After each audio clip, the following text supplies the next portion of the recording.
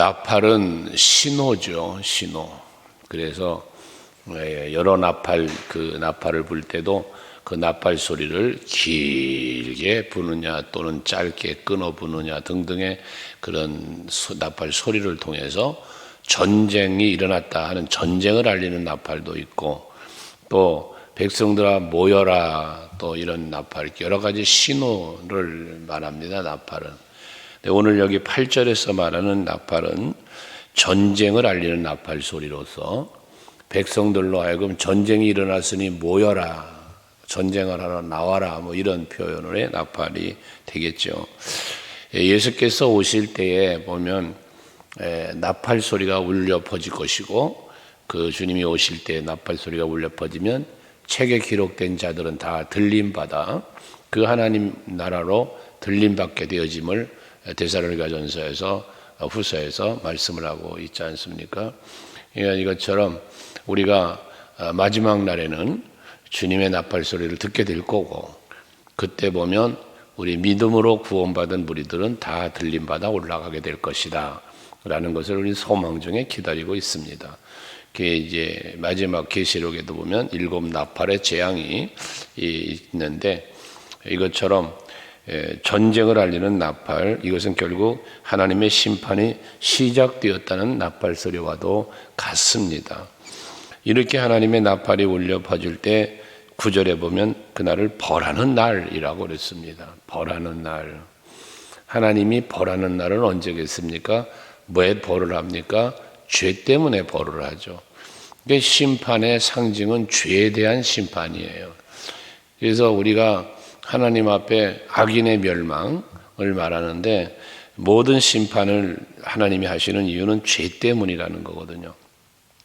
그래서 이 죄 때문에 심판을 하는데, 그 심판에 대해서 9절에 보면 황폐하게 된다라는 말씀을 하면서 이 일이 이스라엘 지파 중에 반드시 있을 일을 보이노라 라고 말씀을 해요. 그러니까 하나님은 미리 경고를 하시는 거예요.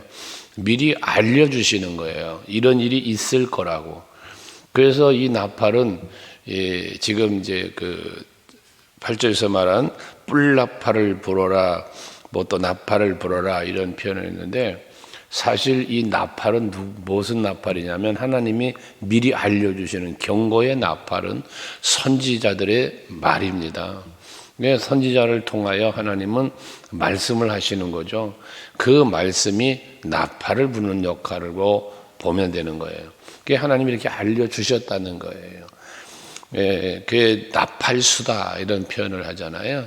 복음을 전하고 우리 부흥사 목사님들이 모이면 가끔 한국교회를 깨우는 나팔수의 역할을 잘 감당하자, 뭐 이러한 기도 제목들을 갖기도 하는데, 하나님의 말씀을 선포하는 것, 이걸 말하는 거죠. 그래서 그것은 결국 하나님께서 하나님의 심판을 알려주는 것이다. 오늘 우리들이 이 말씀을 듣는 것도 하나님의 나팔 소리로 들으시면 돼요. 그래서 하나님의 때가 임박해 오는구나 라는 것을 우리는 뭐 해야 돼요? 알아야 되는 거죠. 하나님은 그걸 알기를 원하시는 거니까요. 그러면서 말씀으로 이렇게 나팔을 불게 하신 하나님이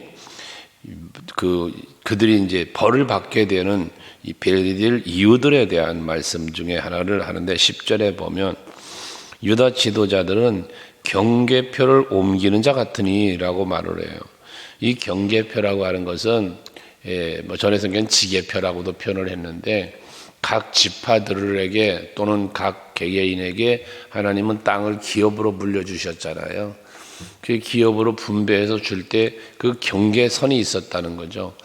그래서 이 경계선은 옮길 수 없는 거예요. 신명기 19장 14절에 보면 내 이웃의 경계표를 옮기지 말라고 분명하게 하나님은 모세를 통해서 그들에게 명령을 하셨어요. 이웃의 경계표를 옮기지 말아라. 이것은 결국 이웃의 것을 침범하지 말라는 것이죠. 안식년 또는 신년 등을 통하여 하나님은 그 경계 혹시라도 어떠한 상황 때문에 매매를 했거나 할지라도 신년이 되면 다 돌려주도록 그렇게까지 하셨지 않았습니까? 그게 이웃의 경계표는 이웃의 것으로 인정해줘야 하고 지켜줘야, 서로가 지켜줘야 한다는 것을 말씀합니다. 그런데 지도자들이 경계표를 옮기는 자 같다라고 말하는 것은 유다 지도자들은 자기의 경계를 넘어간다는 거예요. 그래서 하나님이 정해준 그 법 안에서, 율법 안에서, 말씀 안에서 살아야 되는데 이걸 넘어가는 걸 말하는 거예요. 지도자들이 그걸 넘어간다는 거예요. 그런 사람 같이 산다는 거죠. 그래서 그렇게 되었기에 내가 나의 진노를 그들에게 물같이 부을 것이다 라고 말씀을 하는데, 이들이 지도자들이 경계표를 따라서 그 하나님의 말씀의 틀 안에서 살지 않고 자꾸 벗어나고 그러니까 하나님께서 저들을 책망하시는 건데, 거기 보면 11절에는 그들의 죄에 대해서 또 그런 말을 쓰을 해요. 에브라임은 사람의 명령 뒤따르기를 좋아하므로 라고 말을 해요. 사람의 명령을 뒤따르기를 좋아했다. 우리 유대인들은 하나님의 명령을 따라야죠. 하나님의 말씀을 따라야죠. 근데 하나님의 명령과 하나님의 말씀, 선지자들을 통하여 주시는 이 말씀을 따르지 않고 사람의 명령을 따랐다는 거예요. 여러분, 우리가 사람을 따라가고 세상을 따라가면 그 길은 늘 요즘 새벽처럼 여러 번 말하지만 멸망의 길이라는 거잖아요. 우리는 예수 따라가야 돼요. 우리는 말씀 따라가야 되는 거예요. 그래야 사는 거예요. 에녹도 노아도 여러분 모두 다 모여서 하나님과 동행했다 그래요. 다윗도 마찬가지고요. 그러니까 사는 거예요. 그게 복된 거예요. 사울 왕은 어땠어요? 사람 따라갔어요. 그래서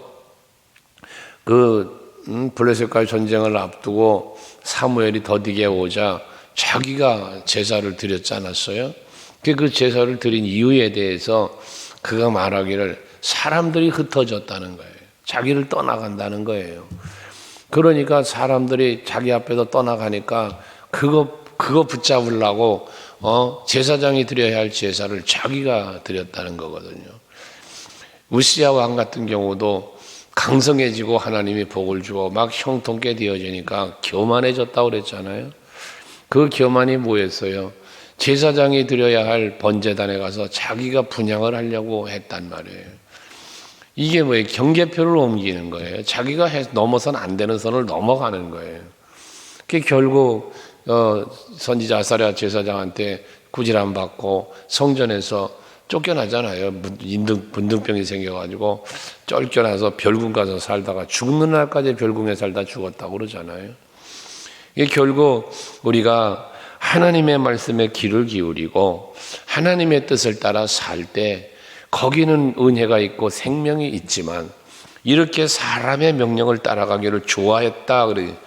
그렇게 하니까 학대를 받고 재판에 압제를 받는도다라고 말합니다. 이 결과입니다.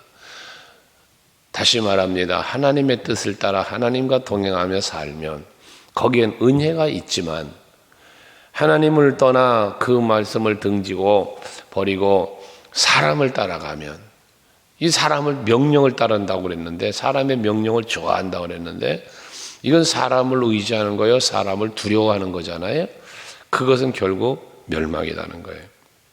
그러므로 12절에 내가 에브라임에게는 좀 같으며 유다 족속에게는 썩이는 것 같도다 라고 말을 해요.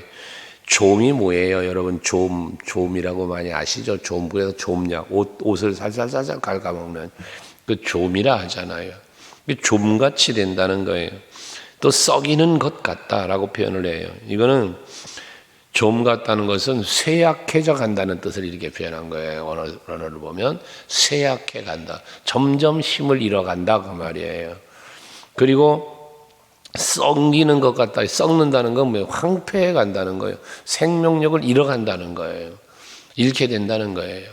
하나님을 따르지 않고 사람의 명령을 따르기를 좋아하니까 그 결과가 쇠약해지고 황폐해진다는 이야기거든요. 이게 멸망이에요. 사망 아니겠습니까? 결과적으로. 여러분들은 오늘도 하나님의 뜻을 따라 사시길 바라요. 그러면 쇠약해 하는 게 아니라 강성해지는 거예요. 요셉 보세요. 노예로 팔려갔잖아요. 그런데 늘 하나님과 함께 했어요. 그러니까 하나님을 따른 거 아니었어요, 그가? 그러니까 형통한 자가 되었대요. 그래서 세상에 노예로 팔려간 사람이 주인처럼 살더니 나중에 나라를 다스리는 자가 되지 않습니까? 강성해지는 거죠. 다윗도 사무엘하 5장 10절에 보면 하나님 만군의 여호와 하나님이 다윗과 함께 계시니 다윗이 점점 강성해 간다. 이 강성함의 표현을 했지 않습니까? 좀 전에 말했던 우시야 왕도 하나님을 찾고 하나님 앞에 기도하고 말씀대로 살 때는 강성해졌다고 그랬어요. 귀한 도우심을 입어 강성한 자가 되었더라라고 말씀하거든요. 형통한 자가 되었다고도 하고요. 그런데 그 뜻을 저버리고 넘어가니까 멸망당하고 말았잖아요. 죽임당하고 말았잖아요. 이런 것처럼 여러분, 우리는 하나님의 말씀 따라 뜻을 따라 살아서 쇠약하고 황폐해지는 게 아니라 강성해지고 형통하는 이런 여러분들이 될 수 있기를 바랍니다. 그러면서 13절에도 보면 자기 병을 깨달으며 유다가 자기의 상처를 깨달았고, 자기의 병든 것, 자기의 상처, 이게 자기의 현실적인 모습들을 발견했다는 거잖아요.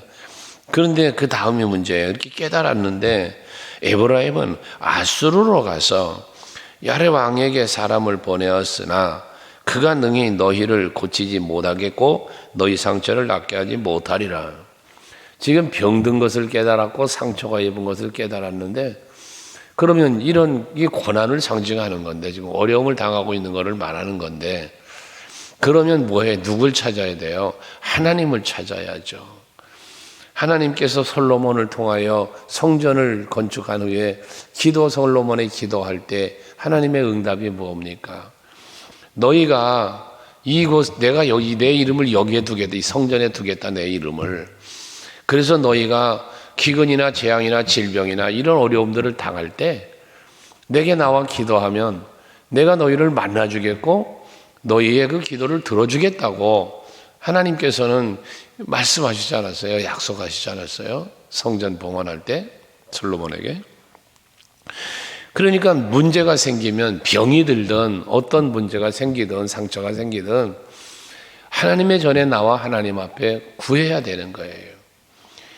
그래서 우리가 하나님을 찾아 나와서 기도하면 하나님은 그 기도를 들어 응답해 주시는 거잖아요. 그런데 이 이스라엘 백성은 누굴 찾아가? 아수르를 찾아갔다는 거예요. 그래서 그 아수르 찾아가서 야레 왕한테 구했다는 거예요. 이 어려운 문제 좀 풀어달라고, 해결해달라고 찾아가는 거 아니겠어요? 하지만 그 사람이 그가 능히 너희를 고치지 못하겠고 너희 상처 낫지 못한다는 거예요. 오직 치료하시고, 여호와 라파라 말하잖아요. 치료의 하나님, 모든 것을 회복시키시는 이러한 능력의 하나님, 이 여호와 니시, 여호와 라파, 우리가 여호와 이름을 얼마나 많은 이름을 붙여 고백하는 다 그 이름은, 성경에서 나온 그 여호와의 이름들은 뭐 한 거예요? 하나님이 일하시고 역사하시는 것을 체험한 자들이 붙인 이름이에요. 아브라함이 여호와 이레, 여호와 니시는 전쟁에서 승리하고, 여호와 샬롬, 이런 모든 것들이 하나님이 이스라엘 백성들을 향하여 또는 개인적으로 도우시며 역사했던 그러한 하나님의 은혜의 체험자들이 여호와의 이름을 붙인 거단 말이에요. 고백한 거단 말이에요. 근데 이들은 아수르 왕을 찾아갔으니 그가 뭘 하겠어요? 아무것도 할 수 없는, 그도 여기 앞에 말했죠. 하나님이 지은 피조물을 바라보고 믿고, 상수리 나무 밑에, 참나무 밑에, 버드나무 밑에, 막 앞에 우리 묵상하고 왔잖아요. 그것들이 뭘 하느냐 그 말이에요. 피조물 된 내가 만든 조각상 앞에가 그게 뭘 하느냐 그 말이에요. 아무것도 안 되는 거죠. 문제가 있을 때는 문제의 해답을 가지고 계신 하나님을 찾는 여러분 되시기 바랍니다. 우리가 다니엘서 이제 성경 기초대학에 하겠지만, 여러분 다니엘서에서도 묵상했지만, 앞에 죽음의 공포, 여러 가지 시기와 질투하는 사람들, 이 사람들 가운데서 살아나는 길은 여러분 하나님 앞에 기도하는 거잖아요.